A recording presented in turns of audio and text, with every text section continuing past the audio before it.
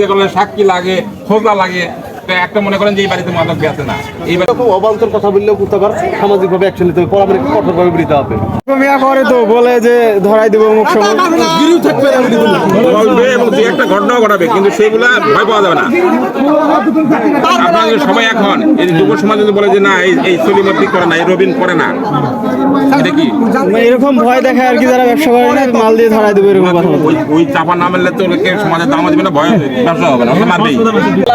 শালাই করে এরকম অবান্তর কথা বললেও কুত্তাকার সামাজিকভাবে অ্যাকশন নিতে হবে, পরামর্শ কঠোরভাবে নিতে হবে। তাই তো কঠোরভাবে বলাতে হবে।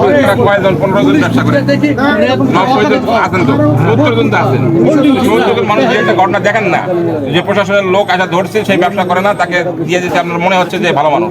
সবাই 70 জন মানুষ আর বলেন না পুলিশকে, কোন পুলিশ নিয়ে যায় ওটা? ওটা ভয় দেখাচ্ছে,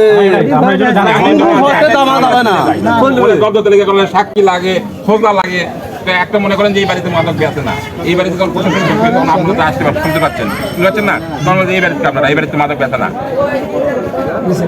ঠিক আছে না? তখন অটোমেটিক সে বুঝতে পারবে যে এটা ফিটিং করবে। ঠিক আছে।